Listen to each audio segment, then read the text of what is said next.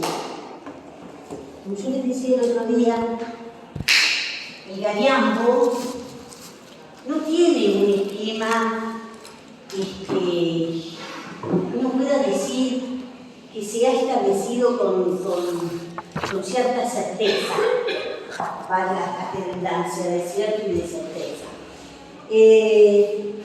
sino que sí están de acuerdo los críticos, los estudiosos, las estudiosas, acerca de que proviene o provendría de lo que se llama el jónico menor.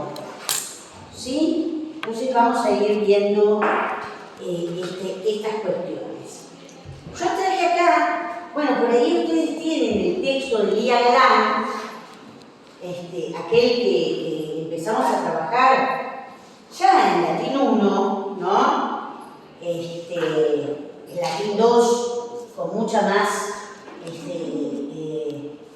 trabajamos mucho más porque ahí le dedicamos, por cierto, bastante tiempo al trabajo con Catulo, 77, y en consecuencia ustedes se van a encontrar que si tienen esta edición de Coligüe de Elías Galán, ella hace una especificación, además la representación de los distintos metros que utiliza Catulo. Si recordamos, ¿no es cierto?, la estructura del Liber Catulianus, hasta el 60 nos encontramos con lo que se llamaban los poemas polimétricos, ¿no es cierto? A partir del 61 hasta el 68 están ahí los Carmina Maiora o los Carmina Docta, ¿no? En consecuencia, el Carmen 63 está entre esos poemas. Por supuesto que ustedes están trabajando tanto en el práctico con Viviana o con Martín, es el Carmen 64, que por cierto es un epílion, está escrito en hexámetro dactílico, y entra en la categoría de lo que podemos llamar esta épica breve de características alejandrinas, helenísticas. Este es un poema único, yo creo que por a mí no me gusta hablar de cosas híbridas, esa hibridez genérica, pero alguno por ahí hablaría de hibridez genérica, porque no resulta fácil determinar el género. Sí, evidentemente, si pensamos con los criterios de los antiguos que el metro determina el género, bueno, este es un poema que tiene un metro prácticamente único, ¿no es cierto? Donde ese metro lo han usado muy pocos poetas. Yo creo haberles recordado que estaba en Varrón. Hola, ¿qué tal? El Varrón en una de sus sátiras está utilizado por Mecenas y por Catulo. En estos tres poetas latinos el contenido es exactamente el mismo, es decir, la referencia al culto de Atis, al culto de Cibeles y su amante Atis, que podría representar, como empezamos a sugerir en la última parte de la clase anterior, que este poema representa en cierta forma el ritual de los Galli o Galae, como los va a llamar Catulo, que son los sacerdotes de Cibeles, y en consecuencia también aquellos que representan el ritual de Atis. En la antigüedad tardía parece que hay poetas que retomaron el Gariambo, pero ya no con esta temática. Entonces, yo les decía, van a ver que el esquema no es que varía demasiado, pero sí, sobre todo en la acentuación, nos podemos encontrar con diferencias. Por lo tanto, el esquema no es un esquema que esté fijado, como comencé a decir al comienzo de todo esto, fijado con certeza. Yo les dije que, como piensa la mayor parte de los estudiosos, voy a poner entonces una página en blanco para que podamos, sin que ustedes se confundan, ver los esquemas que vamos a ir haciendo, ¿no es cierto? Vamos a cerrar esto, que estaba trabajando en el departamento. Yo creo que acá lo van a ver bien. Bueno, más o menos, ahí está. Lo primero que dijimos, esto es lo que señalan en general todos, que el gallambo tiene como base lo que se llama un pie métrico con la denominación de jónico menor. ¿Cómo es este jónico menor? La estructura del jónico menor es esta. El jónico menor.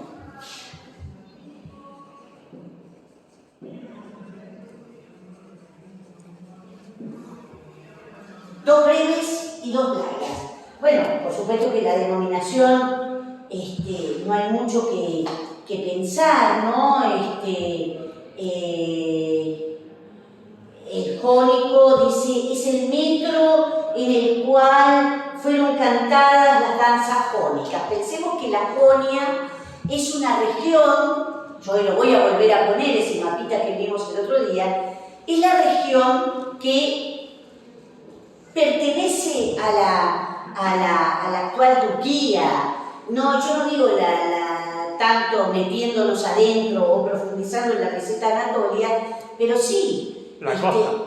La Jonia es precisamente del lado oriental de la Europa del sur del Mediterráneo, pero lo que hoy actualmente es Turquía, ¿no es cierto? Esa es la Jonia, por lo tanto, entonces vamos a estar en un territorio cercano a lo que se supone que ocurren estos acontecimientos que en la ficcionalidad representa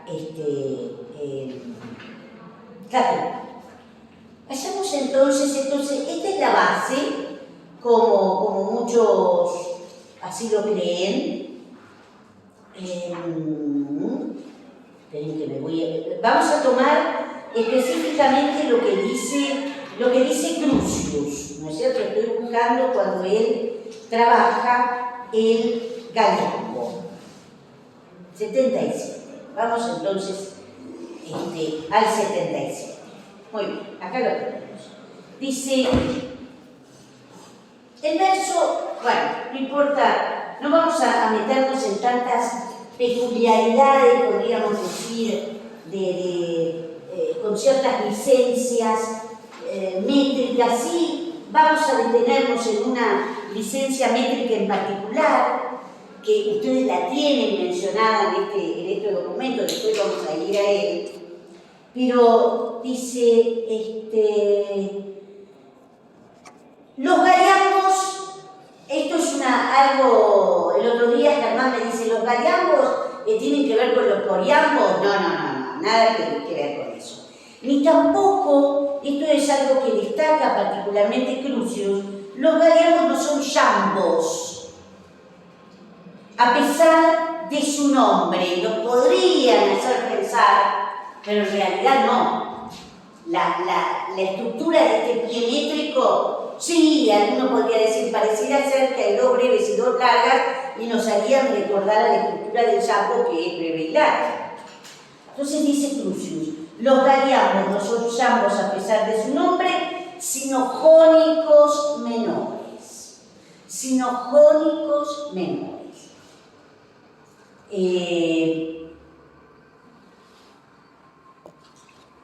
Estos versos reciben su nombre de Gali, de los sacerdotes de Cibeles en Asia Menor, quienes a su vez lo toman del río Galos en Frigia. Tal vez el poeta alejandrino Calímaco haber escrito algún poema en Galiambos, pero no se sabe con certeza. Chavarrón versificó en latín en Galiambos, más tarde lo hicieron Catulo y Mecenas, pero siempre, como yo les anticipé, refiriéndose a Cibeles y a Atis. Bueno, vamos a ver cómo es el esquema que da Crucius, ¿no? El esquema que da Crucius. Vamos a poner un poquitito así para que tengamos un poco más de espacio, ¿no? Crucius. El esquema que nos da Crucius es el siguiente. ¿Sí? Lo tengo que mirar porque es una cosa muy compleja y sobre la base de este esquema es que después va uno a intentar representar la métrica. Si es cierto esto que dice acá, que se basa en un jónico menor, el Galiambo comienza de esa forma, supuestamente. Sin embargo, esta desaparece y ahora vamos a ver por qué. ¿Por qué esa larga no es tal? Y vamos a encontrar lo siguiente.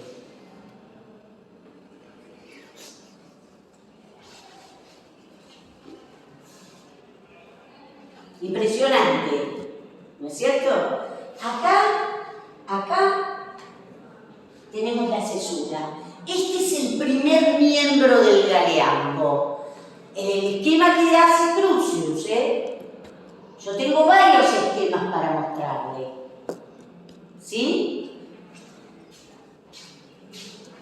En este primer miembro, Crucius pone los siguientes ictus, que ustedes van a ver que no todos lo ponen. Él a cada larga le pone un ictus. A cada larga le pone un ictus. Vamos al segundo miembro. De nuevo, comienza con dos breves.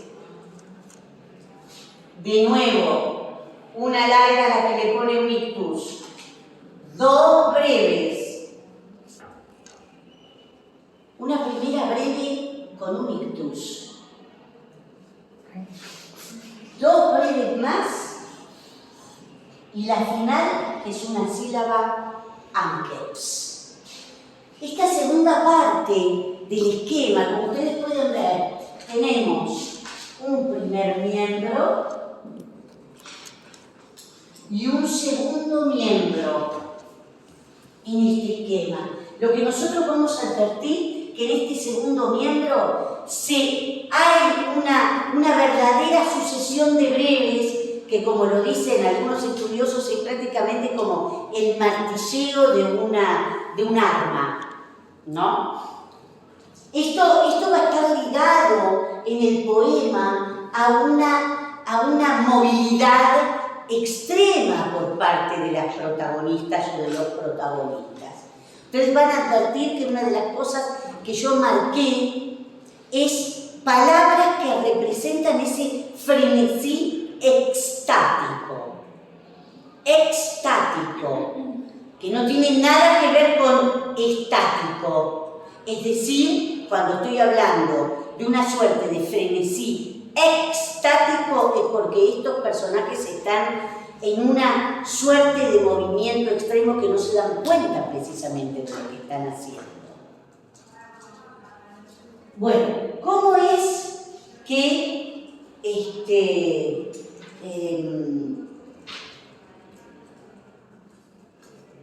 ¿qué otras representaciones puede tener? Este es el esquema básico, podríamos decir. Este es el esquema básico, pero vamos a encontrar que este esquema básico puede tener disoluciones de las largas y contracciones de las breves. Por lo tanto, el esquema no queda acá. Esto es lo que lo hace tan dificultoso. No. Acá lo que tienen que tomar es el diccionario y empezar a buscar palabra por palabra. Hay algunas cosas uno ya las sabe, pero hay otras que uno las tiene que resolver palabra a palabra. Voy a borrar.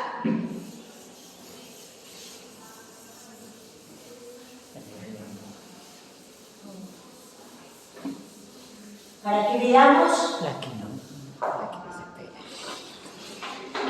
el esquema íntegro, como lo llama Crucius. El esquema íntegro. No, vieron que no me detuve, que si hay 10, que es esto, que pasa el enlace, no. Vamos a ver el esquema íntegro. Volvemos, entonces. Breve. Larga, breve.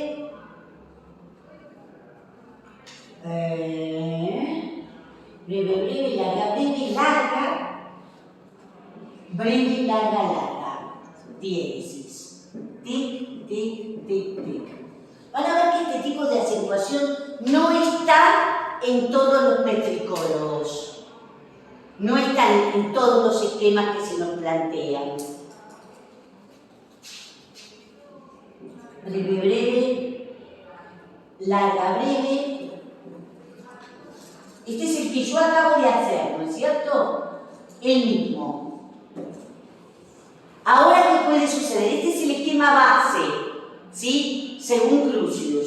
¿Qué otra cosa puede suceder? Que estas dos breves,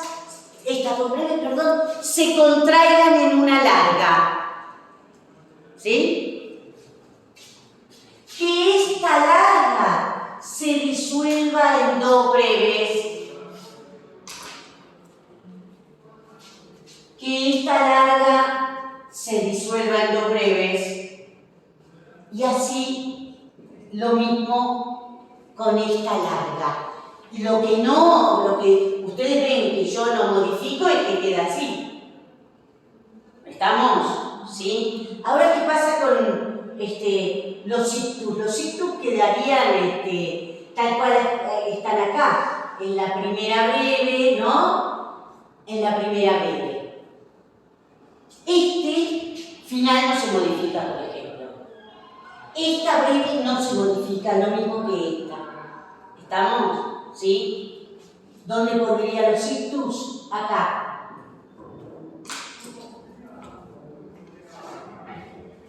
Estas dos breves se contraen en una larga. Estas dos breves tenemos una sola. Pero acá hacen una larga, breve, larga.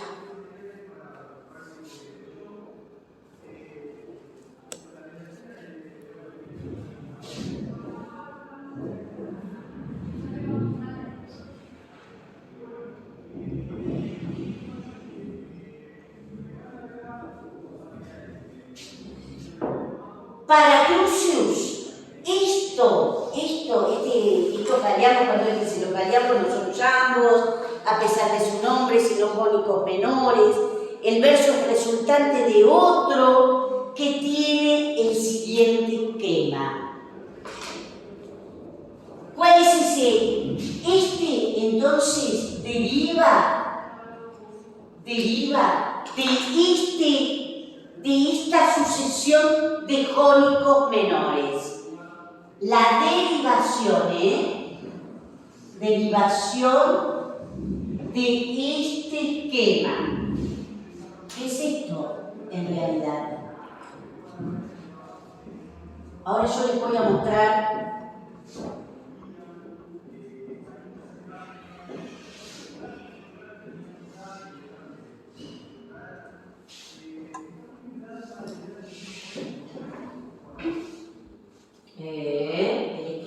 hay una cesura acá.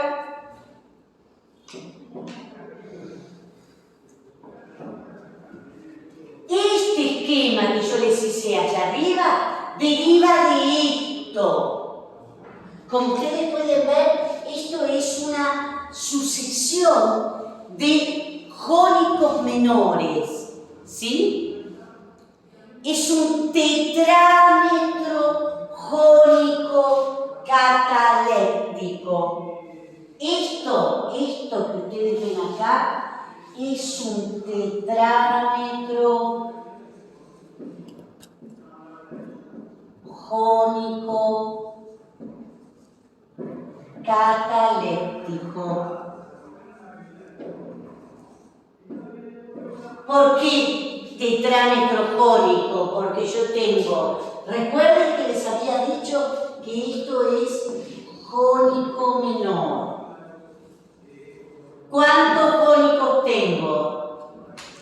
1, 2, 3, 4. ¿Por qué cataléptico? Porque está incompleto.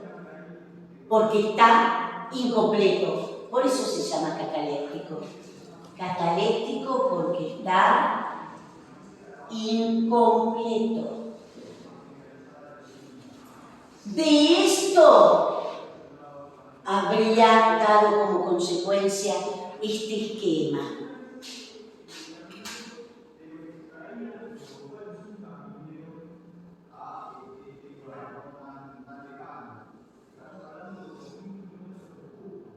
¿Sí? Díganme cuando terminan que borro. Es decir, algo pasó en este tetrámetro jónico cataléptico para llegar a ese esquema de Galliambo. Fíjense, hubo algo que pasó, ¿no? Esto, acá hay una modificación. Y acá ni que decirlo, ¿no es cierto? Pareciera ser que hubo como una alternancia. Una alternancia. Ahora vamos a ver cómo se llama esa alternancia. Ustedes lo tienen, lo vamos a repasar porque está en inglés, lo que yo les puse de esa edición de Catulo de Peter Green, que es una edición de los años 2000 y pico. Ahora, una vez que terminemos de escribir todo esto, yo les voy a, vamos a nuestro documento y lo vamos a ver ahí. Esto es lo que nos tiene para decir Crucius. ¿Ya lo escribieron? ¿Sí? Bueno, a ver, ¿qué nos plantea Lía? Ustedes se dan cuenta, ¿no? Yo tenía cualquier cantidad de material, tengo muchísimo material sobre el Galliambo, no solamente sobre el Galliambo, sino sobre el Carmen 63. Y me había parecido como tema cuando concursé para titular. Yo dije, voy con el Galliambo, voy con el Carmen 63, tengo cualquier cantidad de material. Y me agarró un ataque así feroz de pavor, de horror. Cuando digo, ay Dios, ¿cómo hago para enseñar el Galliambo? Sobre todo, ¿a qué tecnología puedo? Tenía que hacerlo virtualmente para poder enseñar esto. Dije, no. A pesar de que eran 10 pesos que lo tenía recontra hecho, recontra trabajado, dije, no me meto con esto. Sobre todo porque van a ver cuál es el esquema que nos plantea Lía. Y lo van a comparar. Vamos a borrar esto. Ya esto me imagino que ustedes lo tienen, ¿no? Vamos a ver qué nos plantea Lía Galán. ¿Qué nos plantea Lía Galán?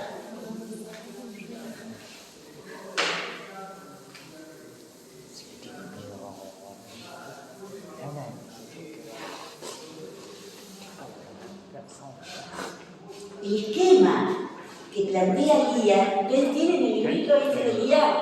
¿Alguno lo tiene? ¿Sí? Esto está en la página, en realidad en la introducción, en la página 48 de la introducción, si sé leer bien los números romanos, en la página 48, Lía Galán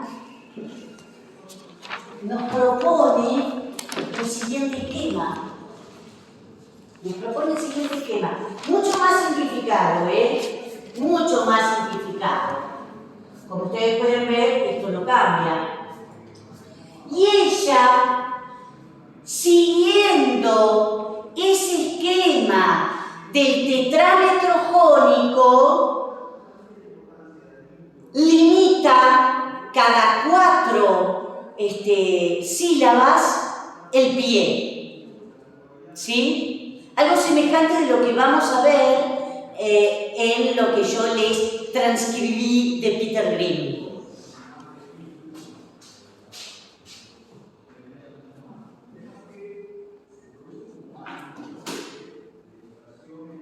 Y vean ustedes cómo simplifica la cuestión de los ictus, ¿no? ¿Cómo lo simplifica?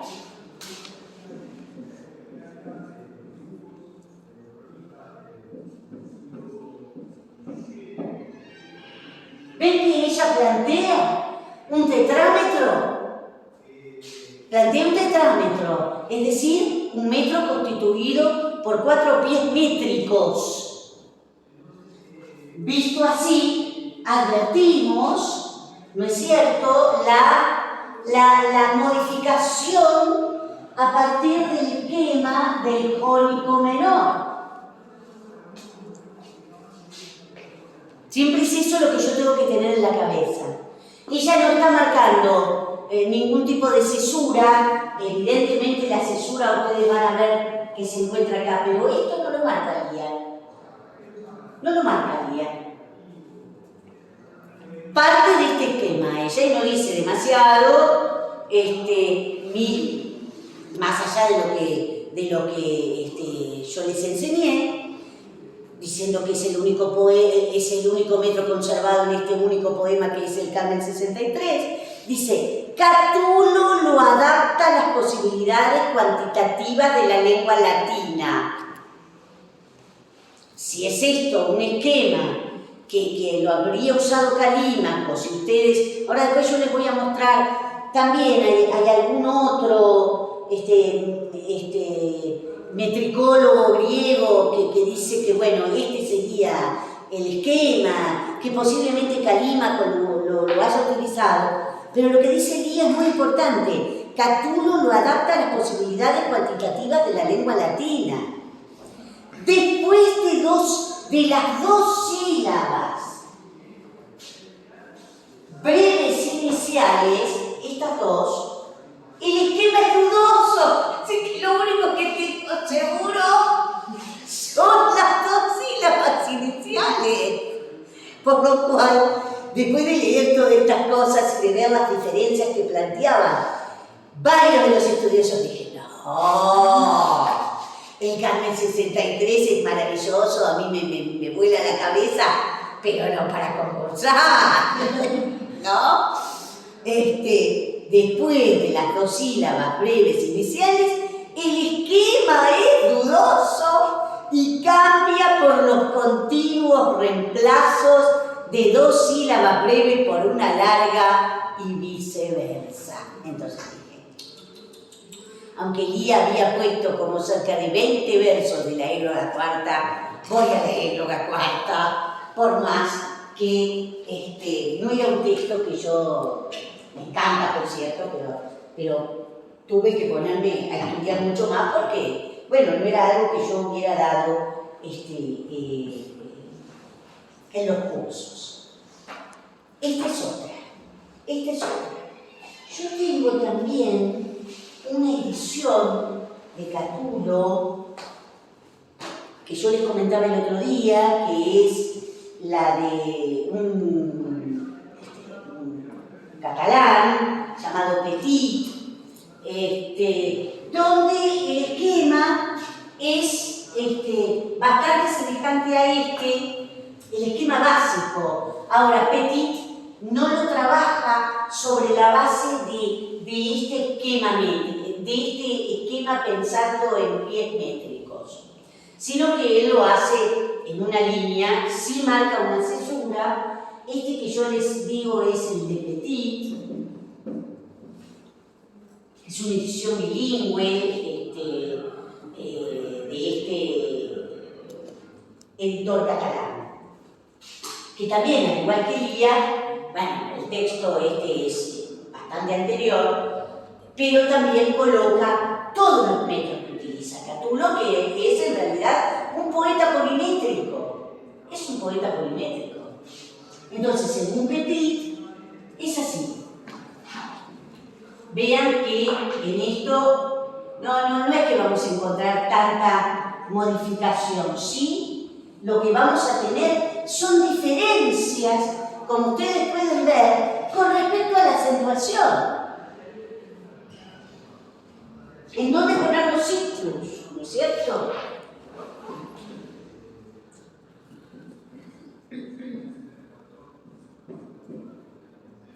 Ven que en realidad lo que propone Petit se acerca a lo de Lía, pero con la diferencia de que Lía no marca cesura, no marca una cesura importante, sino que ella está pensando como si se tratara de un tetrámetro jónico. ¿Estamos de acuerdo?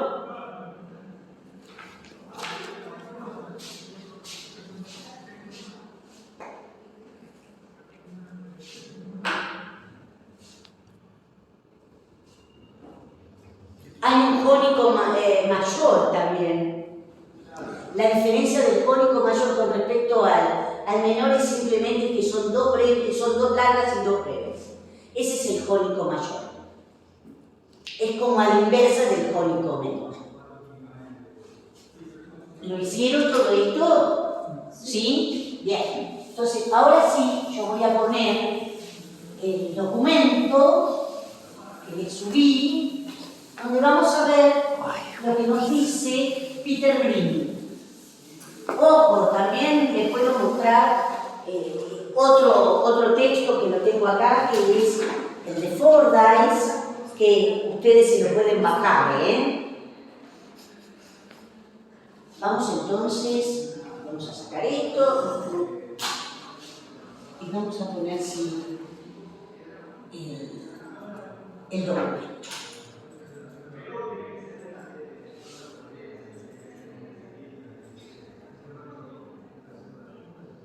Después les muestro el Catulo este de Fordyce. Vamos a ampliarlo. Un poquito más, porque si no es muy poquito. Entonces,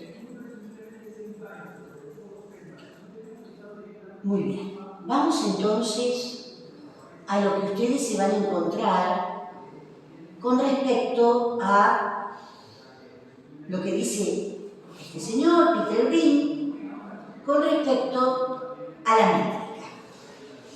Ustedes se pueden bajar este texto de Peter Grimm, está entre los rusos, digamos. En el punto 9 de la introducción de esta edición de Peter Grimm, que es una edición bilingüe, con traducción y algunos comentarios, no es que tenga demasiados comentarios, es una edición del 2005 que se llama así, The Poems of Catullus, que está editado por la Universidad de California, es lo que nos dice Peter Grimm acerca del diálogo. ¿Lo ven? ¿Lo ven bien? ¿Quieren que agrande más? ¿No? ¿Está bien? ¿Sí? Bueno. ¿Alguno quiere leer? ¿Traducción? ¿Se animan? No. Tienen que animarse. Yo me acuerdo que el profesor Prieto, que fue el profesor de la profesora Ventura, pero todos fuimos a hacer seminarios específicamente de comedia, porque era una de las personas que más sabía sobre comedia. Además de que Prieto tiene una edición editada por Erudeva sobre el satiricón de Petronio, ¿no? Y que además era una persona que sabía muchísimo de Lucrecio. Él era también un gran metricista, a pesar de que era de filosofía, Prieto, no era de letras.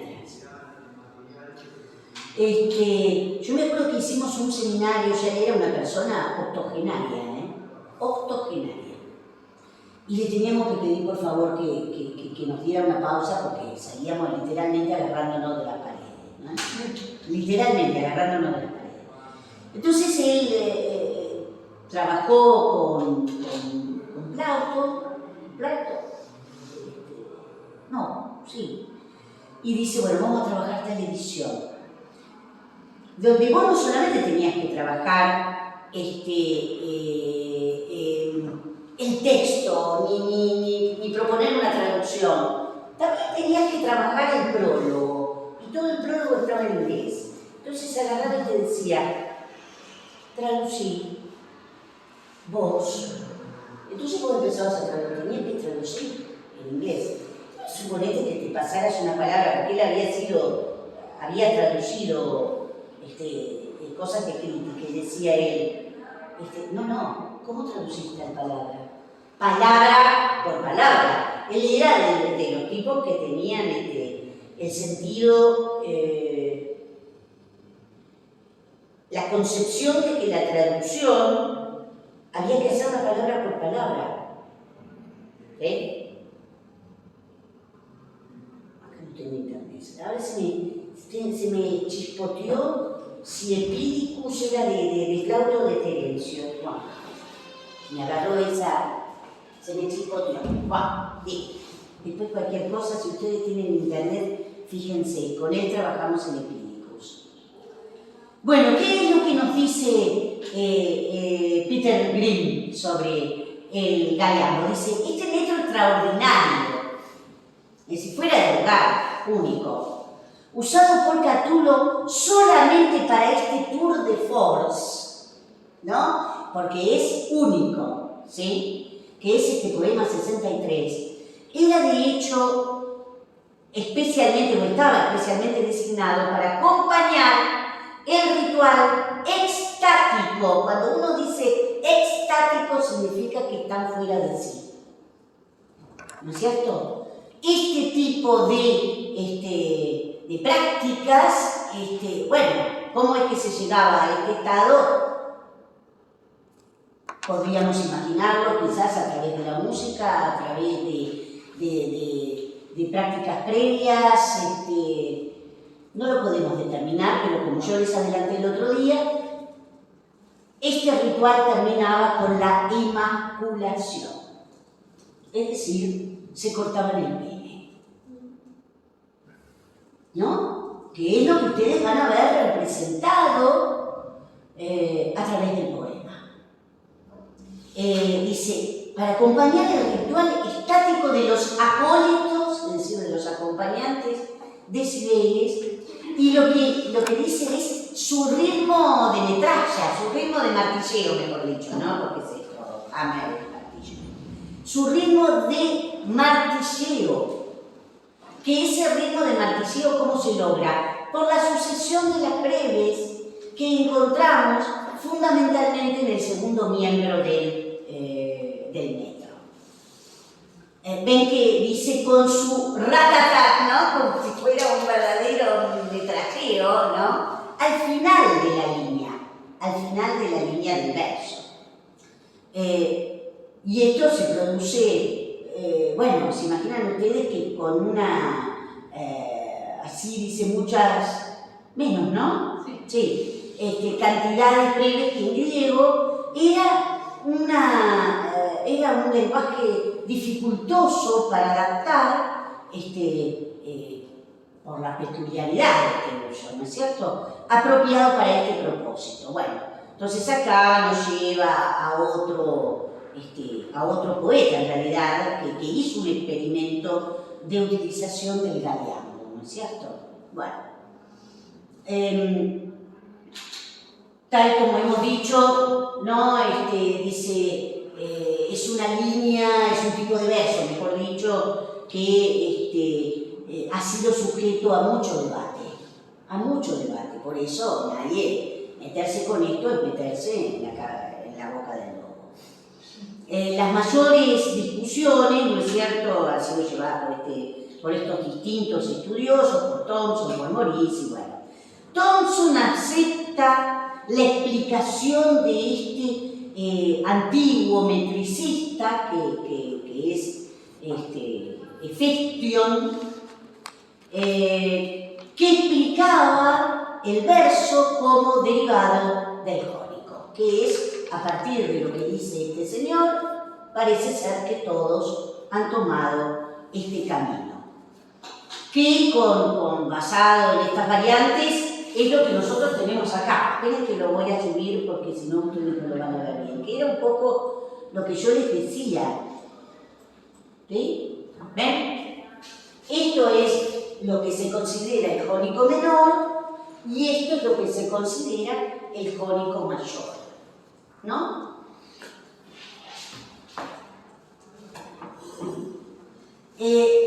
Y algunas veces lo han visto también como con largas, trisilábicas, con una resolución de la primera o de la última sílaba. Bueno, esto a nosotros mucho no nos interesa, no quiero que caigamos en cosas que después no entendamos bien. Dice, por el tiempo de Catulo, se formalizó cierto uso, podríamos decir, una variación de este primer esquema jónico, ¿no? De este primer esquema jónico a minore, como se lo llama. ¿Y qué es lo que se produjo? ¿Dónde está ese cambio que nosotros vimos de breve, breve, larga, larga, que encontramos breve, breve, larga, breve? ¿Cómo se llama eso? Es lo que nosotros tenemos acá. Esa modificación que había hecho Catulo a ese proceso de esa breve, breve, larga, larga, de hacer breve, breve, larga, breve, a ese proceso se lo conoce con el nombre de esto que ustedes ven acá, anaclasis.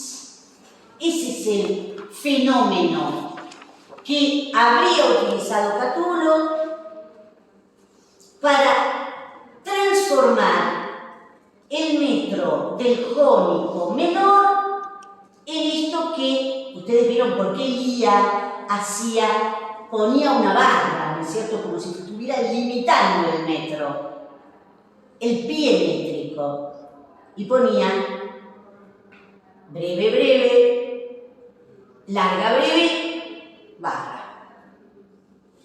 Dice, envolviendo, ¿no?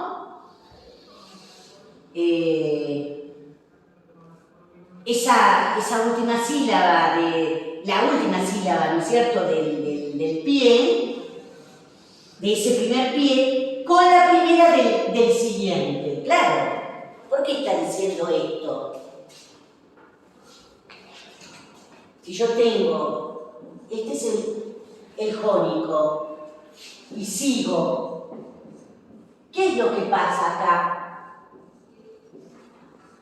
Toma esta y la pone en este lugar. ¿Sí? ¿Estamos de acuerdo? ¿Y qué es lo que hace después? Pone esta en este lugar.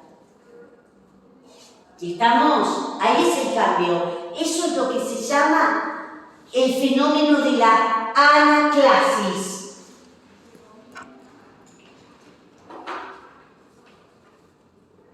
¿Ven lo que él está diciendo? De este jónico menor que nosotros tenemos acá, este patrón jónico original, como dice Grimm, breve, breve, larga, larga, breve, breve, larga, larga, se convirtió en esto. Síganlo, síganlo, porque viene de acá. Se convirtió en esto. Dos breves, una larga y una breve. Barra. Acá está la segunda larga que tendría que estar acá, la pasó en este lugar. ¿Sí? Y por supuesto que continúa el esquema del jónico. Hizo esto que yo les marqué acá, ¿ven? Acá está. Y después continúa igual. Por eso él dice, así que en la primera mitad de la línea, el patrón original jónico se convierte en esto. En consecuencia, la forma básica del galiambo de Catulo es como sigue. largo, para que ustedes vean que esto es el límite del pie y esta la cesura. Esto es el primer miembro y este es el segundo miembro. Con las disoluciones de las largas. En esto, digamos que lo que encontramos en Grimm es lo primero que yo les hice que les presenta o que presenta Crucius. Es decir, que el problema en realidad está en la primera parte. Y Grimm también, como ustedes pueden ver, se detiene en marcar el límite de los pies métricos. Es decir, que también él está pensando en un tetrámetro jónico. Lo mismo que nos planteó Lía.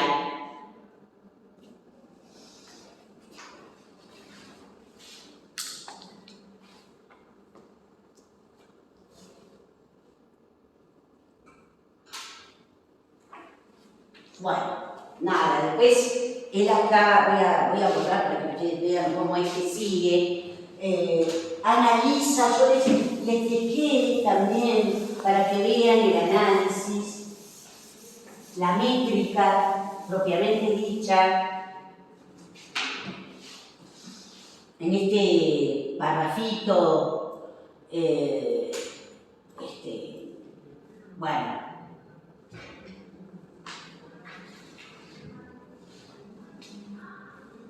Acá no nos vamos a meter tanto, pero sí, fíjense cómo es que él analiza, ¿ven? En algunos casos, como ustedes pueden ver acá, ¿no? En lugar de comenzar con dos breves, comienza con dos largas. Comienza con dos largas. Lo contrario aprendí. Exactamente. Es decir, que estaría pensando en el jónico a mayores. No en el jónico a minore, ¿sí?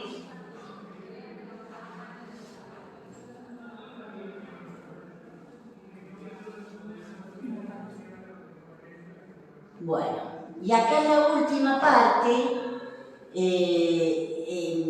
fíjense, este es impresionante,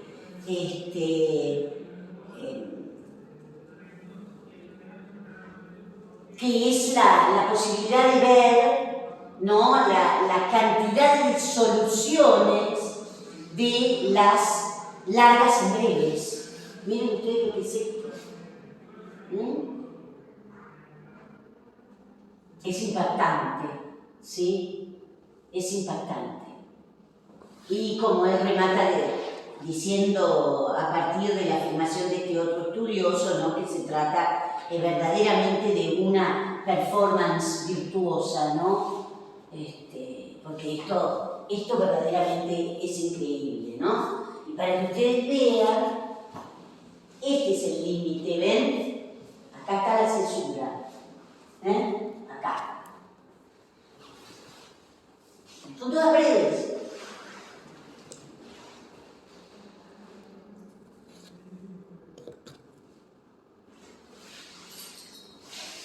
Bueno, entonces acá tienen, en este documento, tienen una parte para que llegado el momento sepan cómo hacer la métrica de estos versos. Bueno.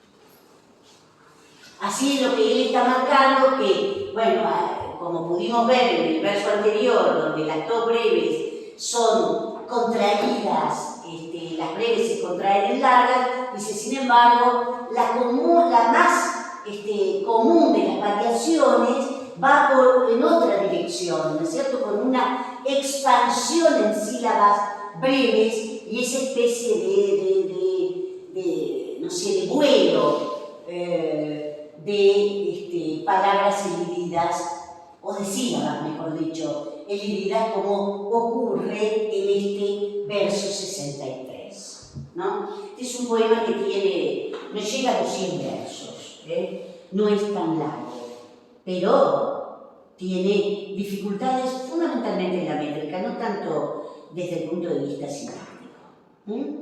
Bueno, acá entonces yo les puse, así ya vamos a empezar con el poema.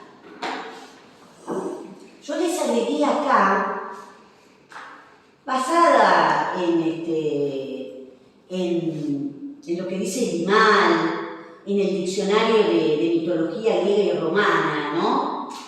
Lo que se dice sobre la leyenda de Atis, ahí ya veo que puse iba a poner una leyenda y después agarré y puse relato, ¿no es cierto? En realidad un relato oriental.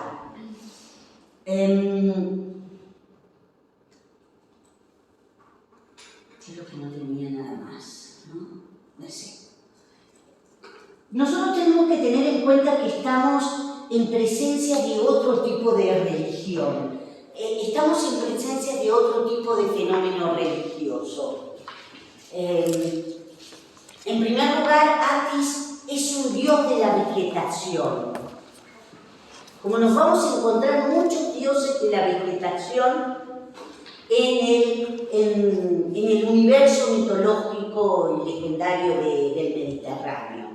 Posiblemente muchos de estos dioses de la vegetación lo encontramos en las regiones del Mediterráneo oriental. Atis es uno de ellos. ¿Por qué digo que es un dios de la vegetación? Porque lo que nosotros vamos a advertir que es un dios que muere y resucita, convertido o transformado en, por ejemplo, en una flor. Podría ser en un árbol. Ustedes van a ver que en algunas de las variantes del relato, en una de las variantes legendarias, la adoración a Atis se hace sobre la base de un árbol, de un pino, al que se lo adorna. Toda relación con lo que nosotros hacemos con el arbolito de Navidad, bienvenida sea. ¿Sí? Cristo también es un dios de la vegetación, aunque ustedes tampoco por ahí lo crean.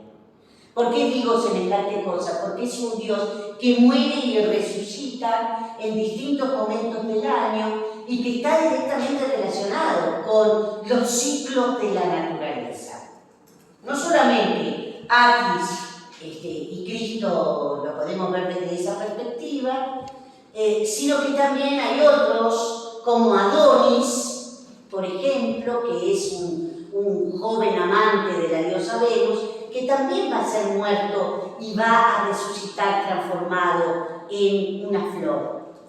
Por ejemplo, en la rosa. ¿No? La rosa está directamente relacionada con Venus y, bueno, podemos encontrarnos con distintas variantes de esa leyenda que por ahí aún de la propia sangre vertida por la diosa corriendo detrás de Adonis, que ha sido herido por algún animal mandado por, qué sé yo, por Apolo o por Ares, ¿no? Que están enojados iracundos con la diosa por distintos motivos.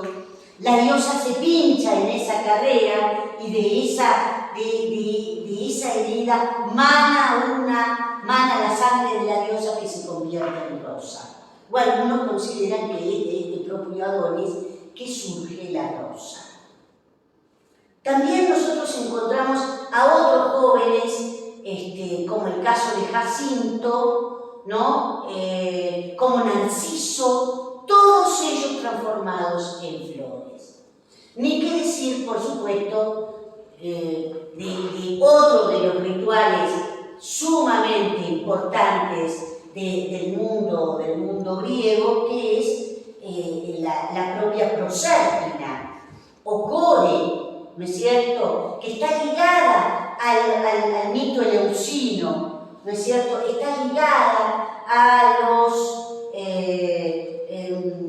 misterios de Eleusis, y que muchos consideran que la representación de Core o de Perséfone es precisamente la semilla. Por lo tanto, estamos ante una experiencia diferente desde el punto de vista religioso. ¿Por qué? Porque además esto es una parte. La relación con la tierra, con los ciclos naturales, el propio Dioniso lo es también. Pero esto nos lleva a otra cuestión, que se trata de religiones salvíficas. Se trata de religiones salvíficas.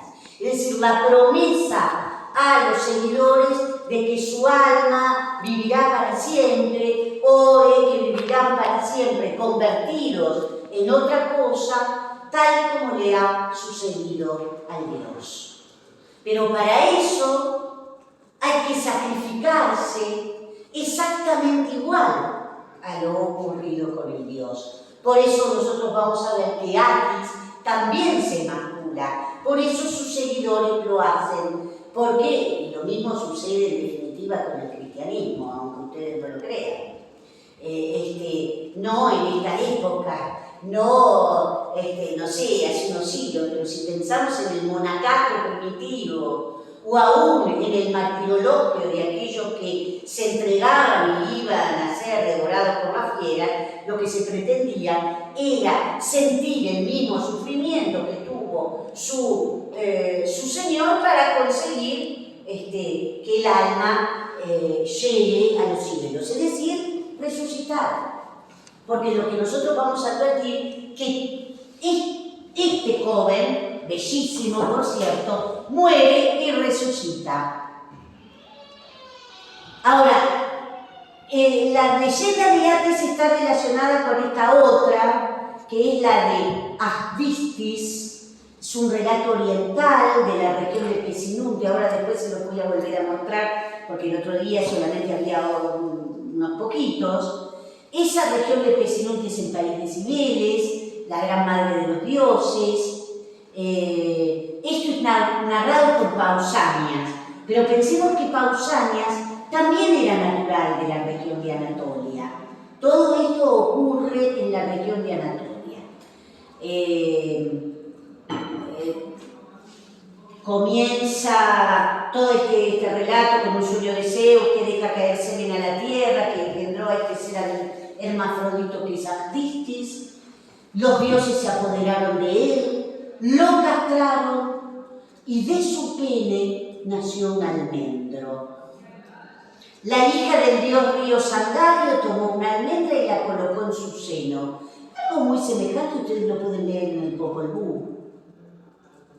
La madre de los gemelos de Unampu y Xbalanque también toma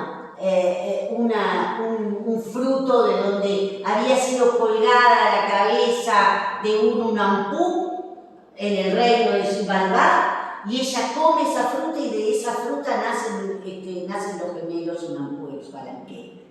En este caso, la hija del dios río Sangario tomó una almendra, la colocó en su seno y nació Atis, al que abandonó. Ese niño fue criado, bueno, ahí se le escapó un dedo por un macho cabrío. Esta relación con el culto dionisíaco la vamos a encontrar en más de una oportunidad. Ustedes la van a ver, sin querer lo hace el propio Catulo en el Carmen 64. Acá van a aparecer las Ménades, y ustedes dirán que tienen que ver las Ménades que están asociadas con el culto dionisíaco con Atis.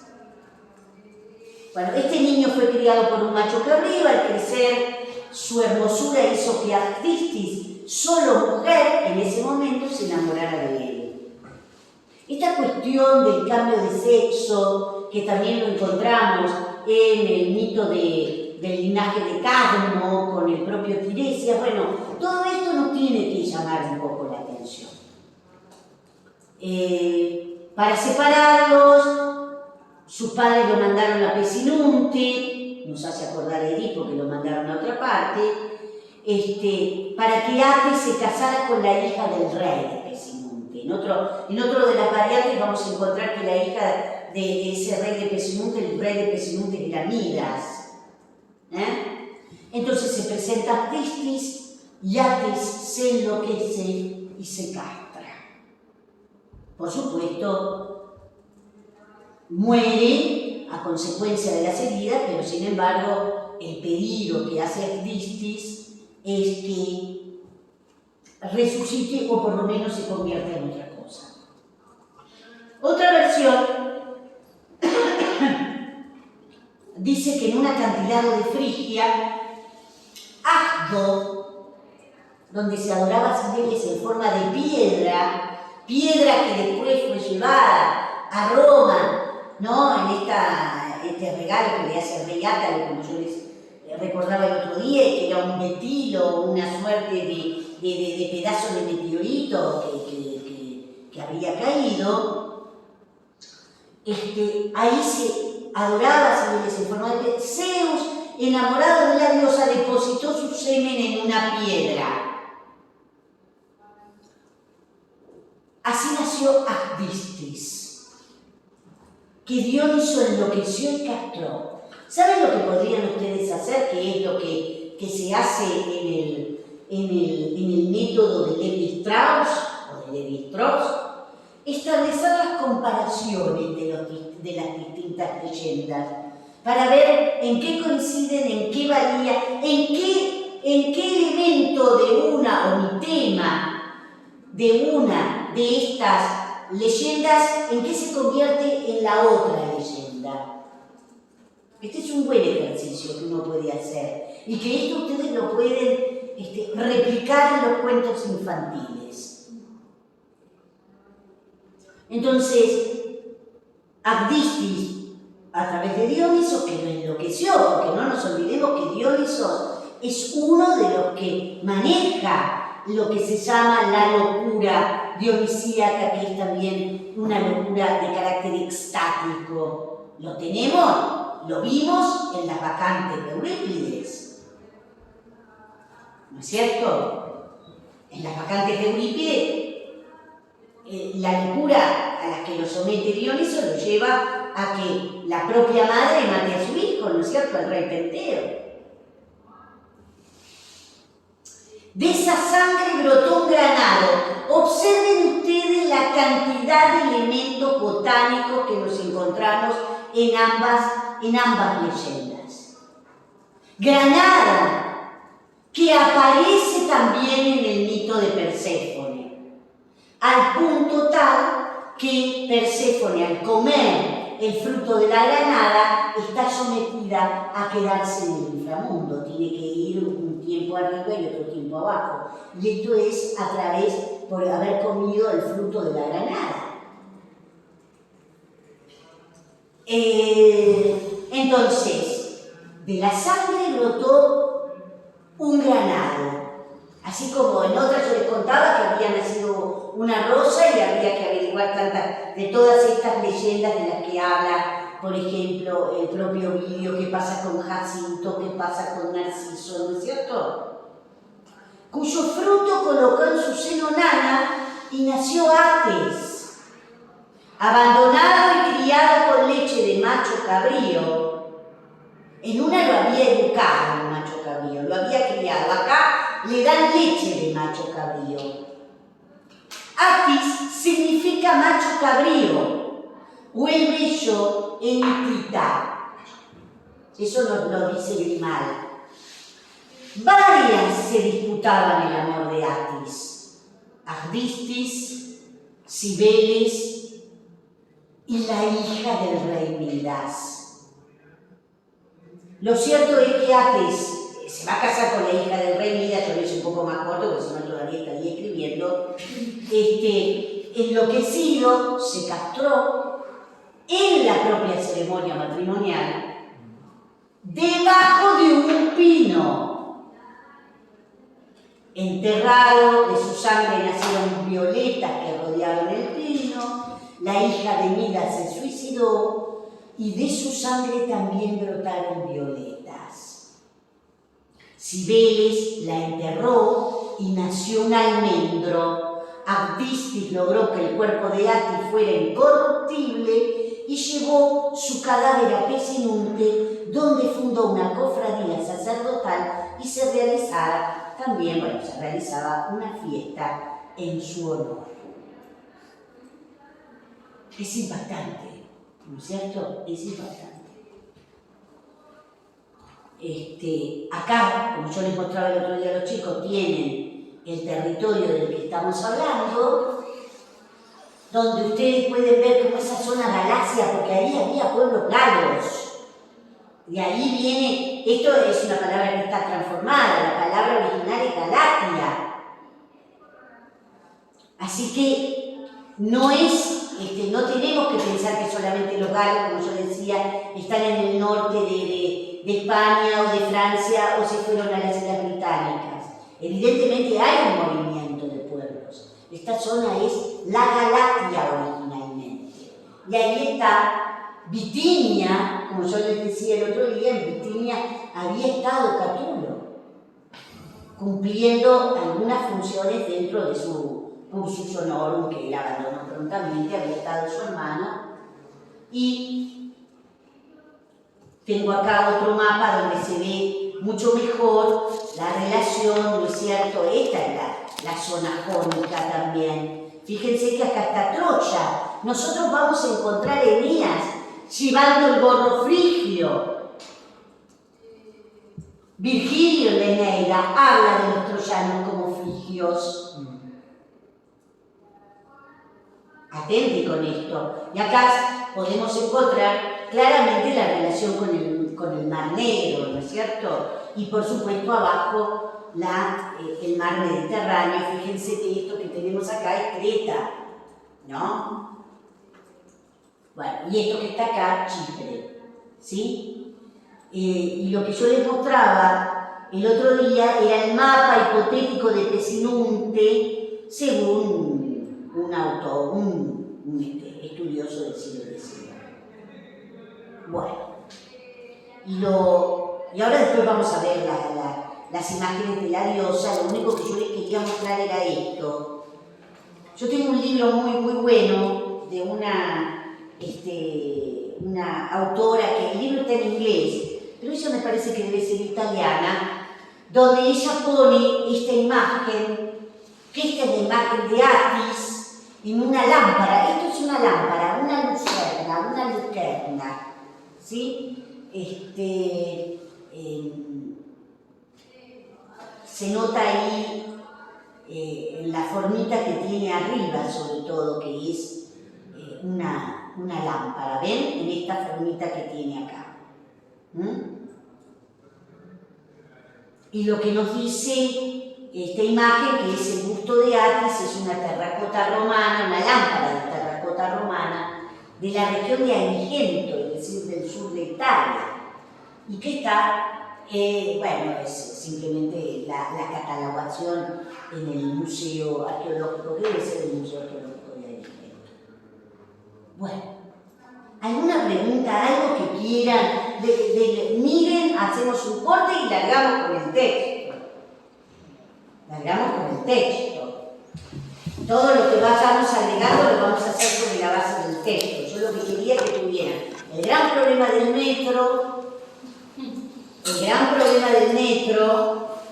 y sobre todo esta base mítica que resulta tan importante. Es cierto, yo después les voy a pasar el pasaje vaya la redundancia, del libro segundo de Rerum Natura de Lucrecio, donde aparece la figura de Cibeles, a la que él directamente la compara con la Madre Tierra. Es decir, Cibeles es Rea, ¿no es cierto? Lo que pasa es que acá adquiere características diferentes, por eso también la confusión con quienes son sus acólitos, porque en Lucrecio van a aparecer los coribantes. Los coribantes eran los que habían protegido a Zeus de su padre, que se los quería comer, ¿no? A todos los hijos los morfaba, ¿no es cierto? Entonces los coribantes, haciendo ruido con sus escudos, acallaban los berrinches del bebé. Y estaban en Creta. Así que observen ustedes, por eso yo les mostraba la importancia de los lugares, ¿no es cierto?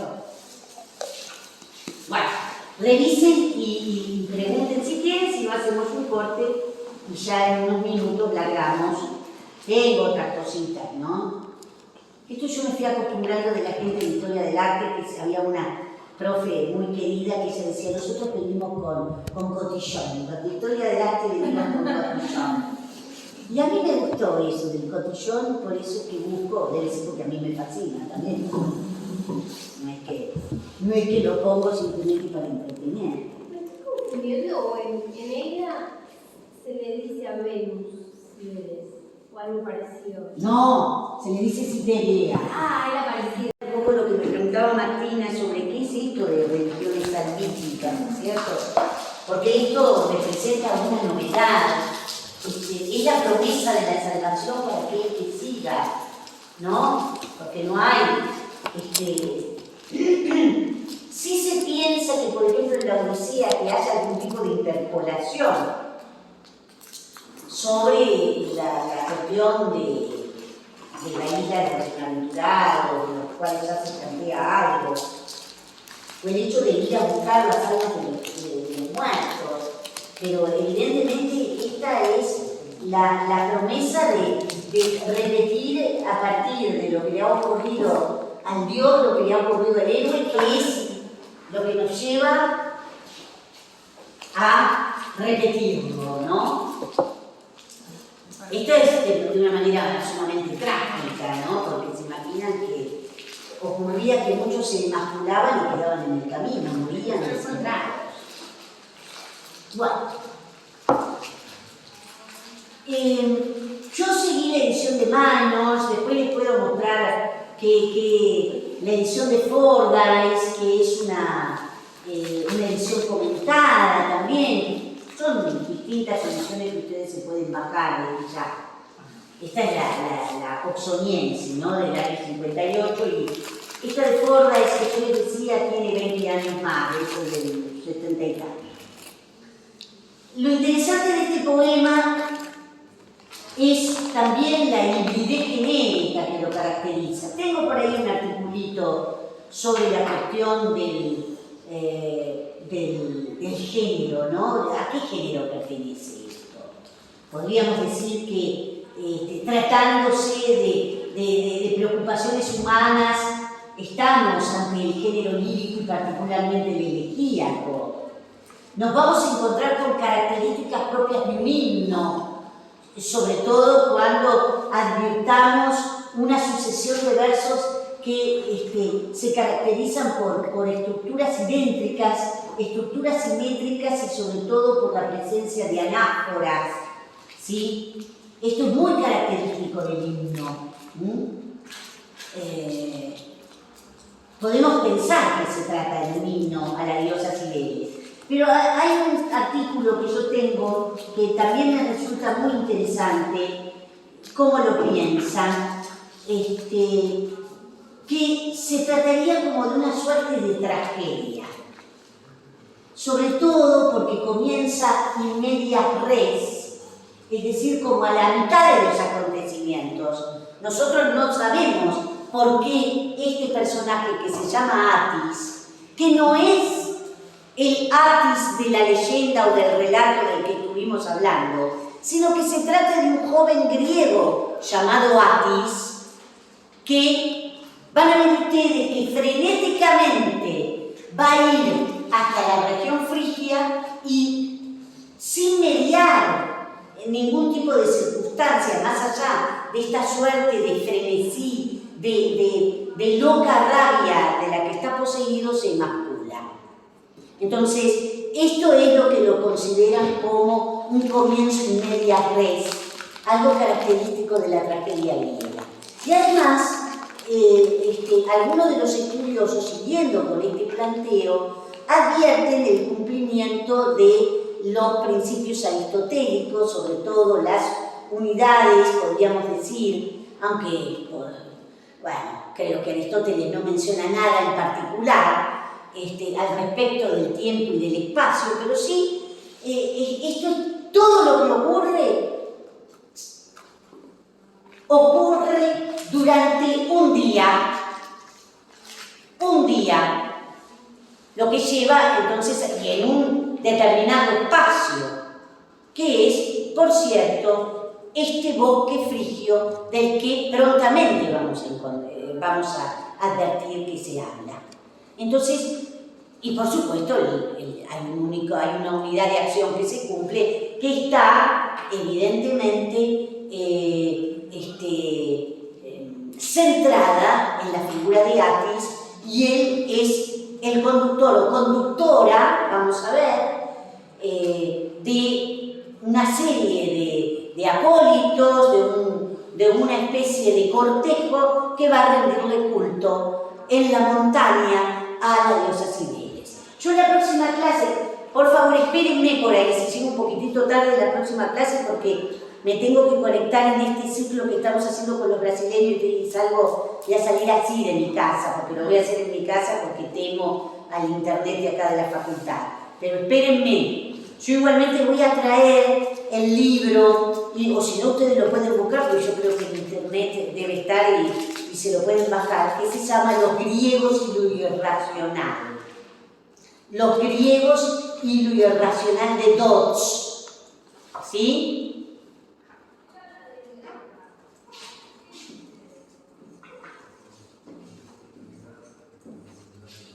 Los griegos y lo irracional es un libro que en su momento, por más que de la década del 50, fue así, también provocó como una suerte de frenesí, y él habla acerca, yo se lo comenté el otro día, hay uno de los capítulos en los que él habla de los distintos tipos de locuras, y por supuesto habla de la locura dionisíaca, ¿sí? Y tiene un apéndice magnífico acerca del menadismo, ¿no es cierto? Él habla de la existencia del menadismo no como un fenómeno mítico, sino como un fenómeno histórico y real. Y una digamos que esta especie de locura frenética que tenían estas mujeres, que las llevaban a arrasar todo lo que encontraran por el camino, como consecuencia posiblemente de mucho atavismo y de mucha opresión. Una de las características, que eso se ve, por supuesto, en Vacantes de Eurípides, es lo que se llama la orelvasía, ¿no es cierto? El de subir a la montaña. Nosotros vamos a ver esto también. Por supuesto que en el menadismo vamos a encontrar otro tipo de rituales que acá no se menciona ninguno de estos, que es, por ejemplo, el esparacumón ritual, lo que es el desmembramiento del macho cabrío y la ingestión de la carne, ¿no? Que es una forma de ingerir al dios. Otra cosita, ¿no? Con que los cristianos también hacemos al ingerir al dios. Por eso cuando digo alguna cosa de esta, la gente me mira como diciendo: esta mujer va a ir directamente al infierno. Bueno, algunos ya me mandaron al infierno, así que no me... por execrable, así que bueno, no importa. Hacemos algunos versos, y desde el punto de vista sintáctico, hacemos comentarios fónicos, lexicales, y después hacemos la métrica, ¿sí? Bueno, si ustedes siguen, si tienen el texto de Lía, van a ver que Lía Galán, el primer verso lo traduce sin subordinarlo a ese ut que ustedes ven en el verso 2, ¿no es cierto? Yo igualmente puse ese ut, que es un ut temporal. Si nosotros nos fijamos, el primer verbo que tenemos es un verbo que está en modo indicativo, por lo tanto, entonces una de las posibilidades es que sea evidentemente un ut temporal. Lía no subordina esto. Yo sí lo subordiné, me parece que ese primer verso ahí está el núcleo del sujeto. Ella mantiene en su traducción la focalización de Atis, Y lo que sí nosotros vemos que este ATIS está modificado por un participio que podemos perfectamente, qué sé yo, tendríamos que pensarlo, ¿no? Ese participio con su modificador constituyendo una construcción pasa por el verbo semánticamente hablando, por lo cual entonces es una construcción de participio predicativo, evidentemente subjetivo, o solamente una construcción atributiva, ¿no? Esto es uno de los grandes debates acerca de las construcciones de participio. No sé, me parece que él fue arrastrado antes y después tocó tierra, ¿no es cierto? Por eso yo lo vería más como un atributo, y si no tendríamos que poner cuando Apis, después de haber sido arrastrado, entonces desde esa perspectiva sí podemos considerarlo un predicativo, agregándole este matiz, porque el participio perfecto, desde el punto de vista del tiempo, es anterior a este ¿no? Cuando Apis, después de haber sido arrastrado, llevado, fíjense que es muy fuerte el verbo hueo, del cual tenemos el participio vectus. Además, observen el carácter pasivo de este ser arrastrado, ¿no es cierto?, que tenemos acá. Y yo lo que fui destacando, por ahí ustedes si lo ven en su máquina lo van a ver mejor, yo fui destacando ciertas palabritas, ¿no? Por ejemplo, con rojo, palabras que están relacionadas con la velocidad, con este aceleramiento que va a caracterizar por lo menos la primera parte del texto. Recuerden esto, parece ser como una suerte de tragedia, ¿no? ¿Qué es lo que pasa en este primer momento hasta que tiene lugar la emasculación? Es un segundo momento que ya convertido en mujer va a dirigirse a celebrar a la diosa y después ese furor extático se desvanece y se quedan dormidos. Eso en el momento que sale el sol, ahí ante la luz del sol, tiene esto también un sentido filosófico, se da cuenta de lo que hizo y por supuesto se arrepiente.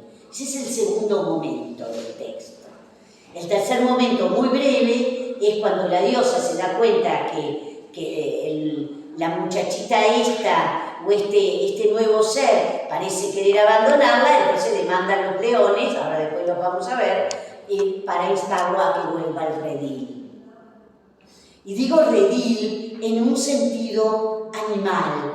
Ellos se van a llamar, o ellas se van a llamar a sí mismas como como pecus, como pécora, es decir, ganados,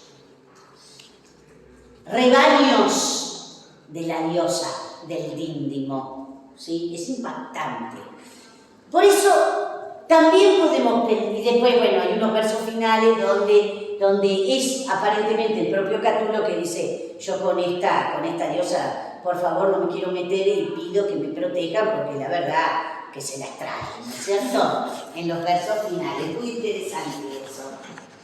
Ahora, cuando nosotros aprendamos qué es el género elegíaco, qué es esto que también analizó Alice Schnips en su texto basado en su tesis doctoral, ¿no es cierto?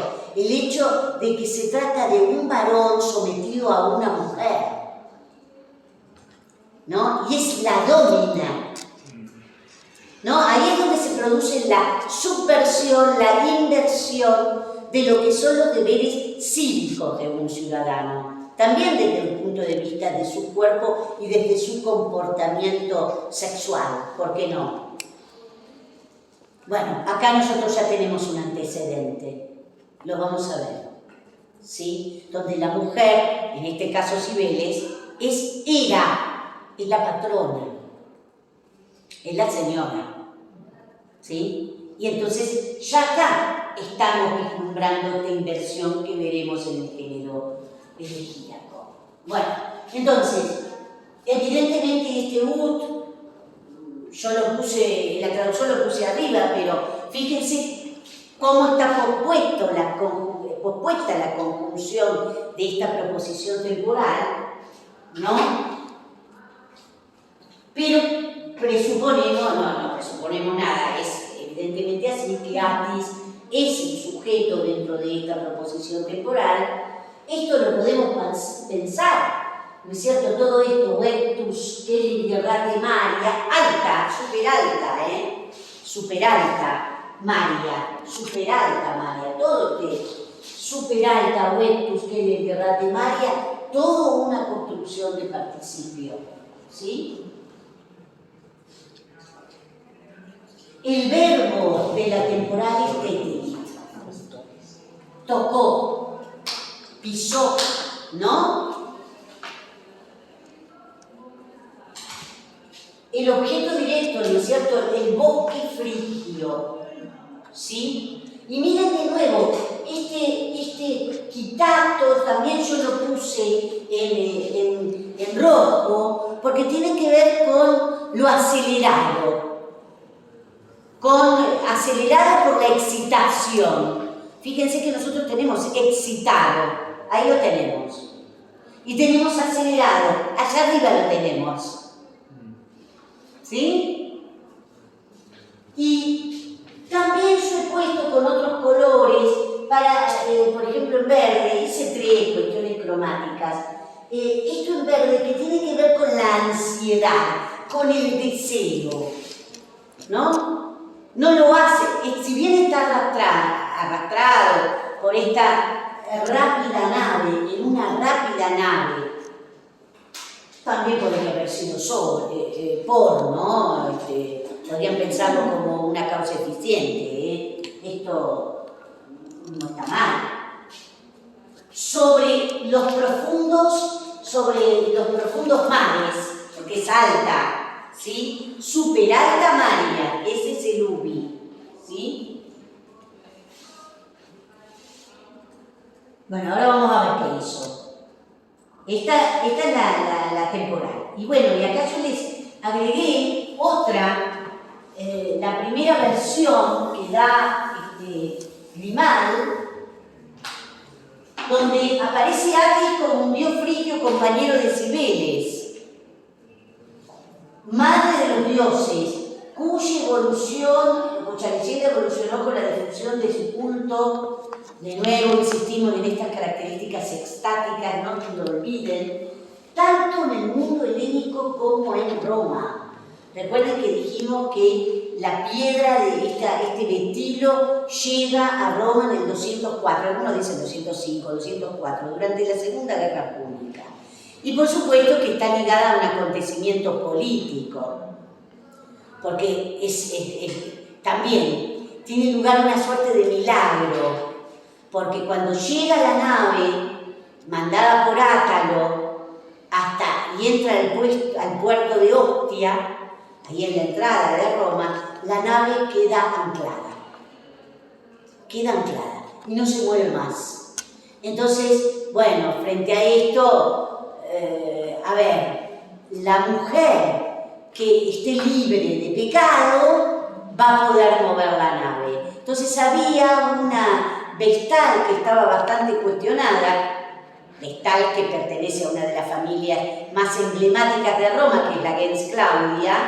Entonces ella simplemente, búsquenlo porque hay alguna imagen, ella se ata, ¿no?, la soga las amarras de la nave y ella simplemente se la ata a su cintura y la mueve y entra al puerto de Roma. Entonces, el milagro es maravilloso. Ahí está también la cuestión política. Ahí está. Bueno, en su origen Atis es considerado hijo de Actistis. Ven que yo les hice, después los mandé a todas estas leyendas. y de la ninfa o la hija del río Sangario, Nana. Esta es la primera leyenda que ustedes cuando buscan Atis en Grinal aparece esto. Atis también es amado por Agdistis, a pesar de que se la consideraba su madre. Bueno, un ser hermafrodito y enloquecido por él, en este caso se masculó por Actistis, al igual que los otros presentes durante ese acto.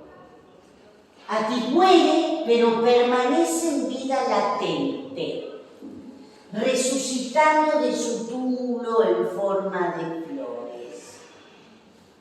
Ovidio da otra versión. En el libro cuarto de Factos, en los bosques de Frigia vivía un joven muy hermoso que había merecido el amor de Cibeles, quien quiso convertirlo, me chispoteó el acento, quiso convertirlo en el guardián de su templo. Algo semejante al guardián del templo de la Diana Nemorense, ¿no? Así comienza el viejo texto de Sir John Fraser, La Rama Dorada.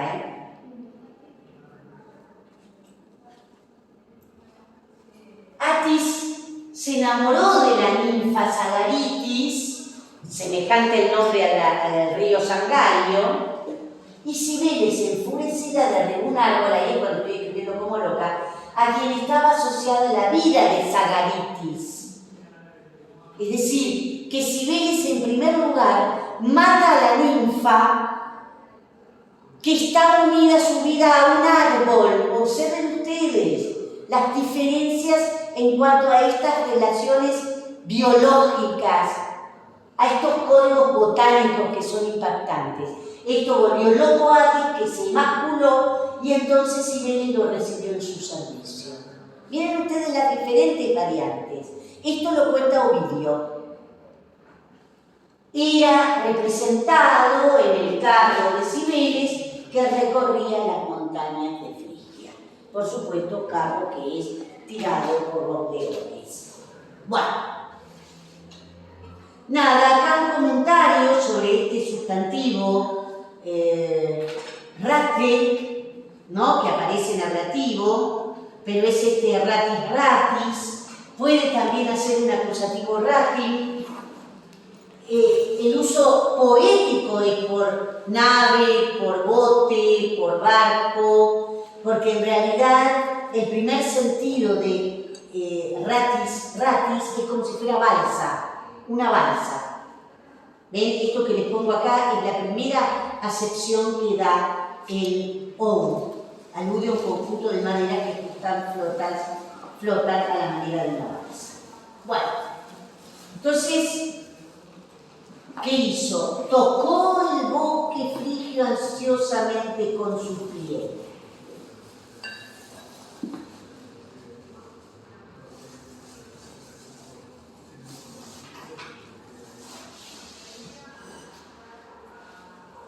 Y acá tenemos este tercer verso. Podríamos decir que todavía no terminó la temporada, ¿no? Todo lo que hizo, ¿no? Llegó, tocó,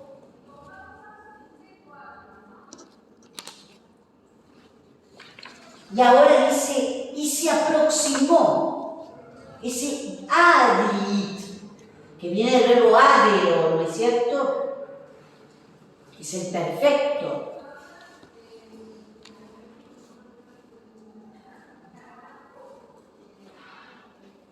¿A dónde? Acá nosotros vamos a encontrar algo que también algunos de los estudiosos señalan, que es esta relación entre la sombra y la luz. La oscuridad que está representada por el bosque, está representada por la noche, y la luz que va a tener lugar cuando salga el sol y él descubra, ¿no es cierto?, lo que ha hecho.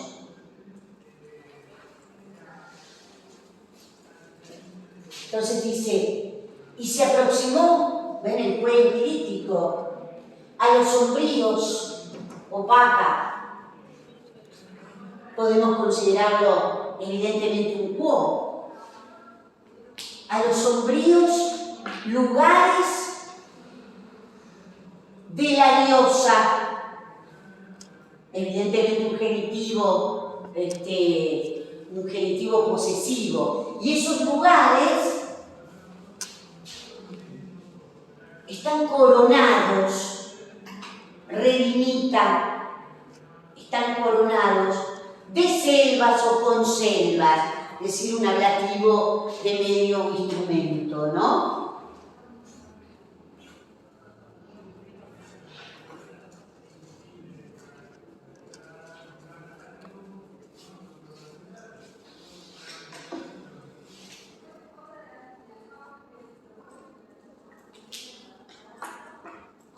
Y acá, fíjense, también yo puse, bueno, de nuevo tenemos un predicativo, una construcción de predicativo, ¿no? Estimulado allí, yo se lo puse en rojo porque me parece que esta cuestión de la estimulación está directamente relacionada con la rapidez, con la celeridad. Allí, ¿no es cierto?, que es ese ibi, ese ubi, ¿no? Estimulado allí por una rabia enloquecedora, furenti rabie que tenemos acá. Una causa eficiente. Y esto también, esto es otra cosa muy interesante. Nos vamos a encontrar con muchos adjetivos, o con varios adjetivos, que hacen referencia al perder conciencia de sí, al estar errabundo en cuanto a la conciencia. Estar perdido en cuanto a la conciencia. Nos vamos a encontrar que aparece vagus, en otras aparece error. Entonces, de nuevo estamos ante otro predicativo. ¿Sí?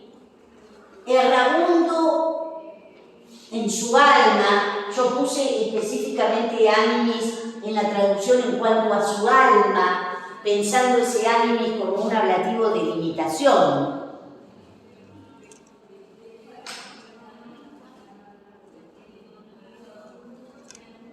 Y acá yo creo que acá sí podríamos decir que es el límite de esta temporal, ¿no? Acá estaría el límite de la temporal. Qué sé yo, por ahí Lía en su traducción, tengo el libro acá, ¿no? Ella,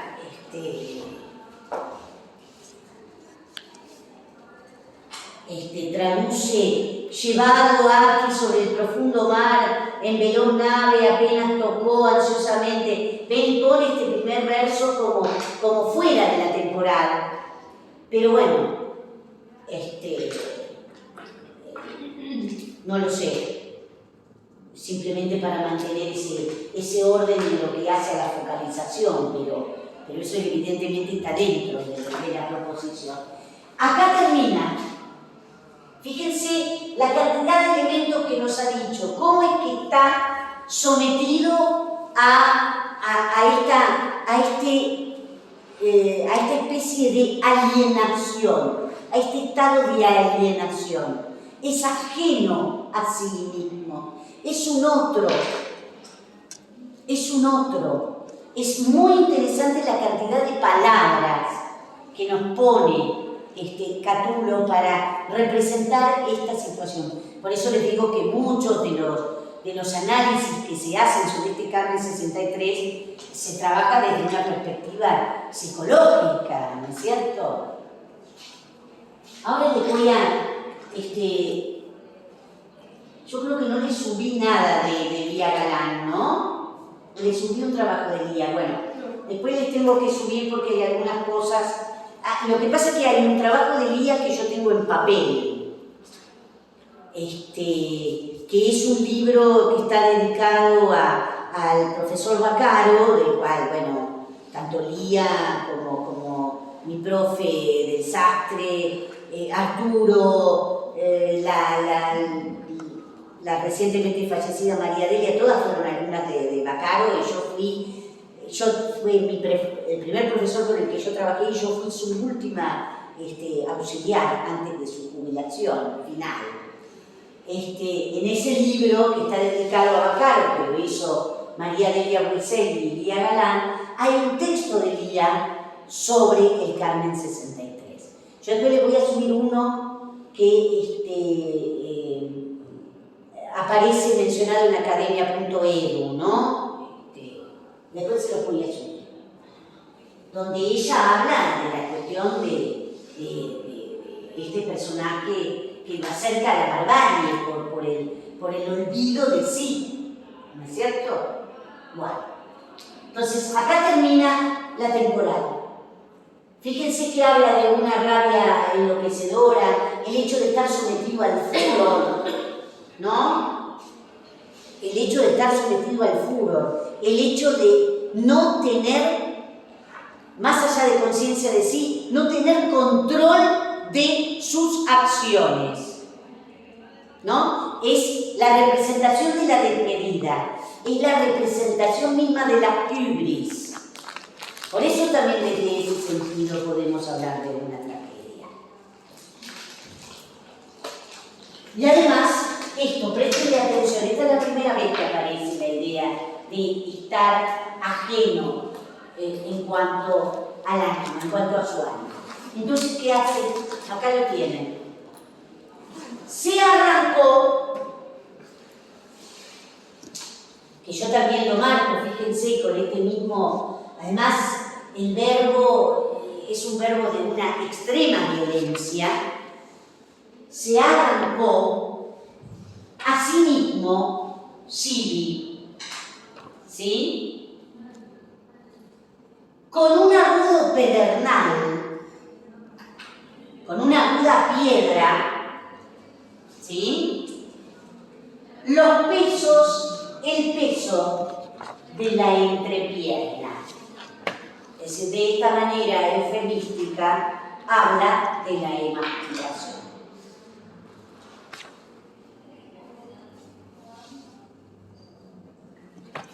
Fíjense la condensación, 5 versos, para decir todo lo que dice. 5 versos. Bueno, nada. Algunos comentarios, miren. Cuando habla del bosque frío, esto un poco está sacado de los comentarios de Fordyce, ¿sí? Son los bosques del Monte Ida, en la Tróade, ya lo vimos en el mapa donde estaba la Tróade o Troya, que era habitada por los frigios en épocas prehistóricas. Bueno, está ubicada en la esquina noreste de Asia Menor, bla, bla, bla. Los troyanos son llamados frigios, les pongo ahí en qué pasajes de la Eneida, Virgilio, esto lo cita Fordyce, ¿no? Bueno, nada, algo que ya lo hemos visto, el hecho de que Gusto introduce la proposición temporal. Este adjetivo quitatus que nosotros teníamos ahí es un adjetivo que evidentemente proviene de un verbo, por eso yo he dejado de un adjetivo participial, y es el segundo, quito-dos, ¿sí? Esto desde Lowell, porque por ahí lo miro en el Gafió cita al revés, ¿sí? Es un verbo de primera conjugación, por eso tenemos quitatus aún, ¿no es cierto? Bueno, el verbo tango, que nos da ese perfecto tetigi, ¿sí? Magnífico, perfecto, con esa alteración y reduplicación. Y por supuesto, acá, clarísimo, ¿no? Tactum, que es un supino. Después, ese adi, ¿no? Que es el perfecto de este verbo adeo, ya les dije uno de los compuestos de eo, que puede ser tanto transitivo como intransitivo, ¿eh? Perfectamente ustedes pueden colocar, se aproximó, dice, a los bosques, no, a los lugares opacos, ¿no? Sí. Eso puede ser objeto directo o pueden poner quo también, por el hecho de que tenemos la preposición. Y me fui, nada. Después ven que le puse objeto directo o ven el quo como le puse acá. Atención con rabies, sustantivo de la quinta. El próximo miércoles intentamos hacer intenten ustedes hacer la métrica, a ver qué les sale. Esto, furens, furentes, de este verbo que tiene solamente infectum, ya les dije, adjetivo de limitación con ese animis. Este adjetivo, atención, que puede provenir de este verbo guaquilo, dice el owner, ¿sí? Y este verbo que yo les decía, el verbo de huello. Atención con este verbo, que solo en capítulo 63, es decir, que es verdaderamente un hapax, ¿no? Aparece como de Wolsey, porque miren cómo es el perfecto. El perfecto lo hace sobre la base de este supino, capítulo. ¿Por métrica? ¿O no? Habría que ver. Habría que ver, yo te diría que no, ¿eh? No sé, podría ser, pero es además esta idea del arrancarse, ¿eh? Es impactar, arrancar, tiene este carácter, es un texto de una suprema violencia, pero aparte también de una suprema belleza, ¿no? Es una genialidad. Después les voy a ir subiendo algún texto de estos artículos que les dije de Lía, ¿sí?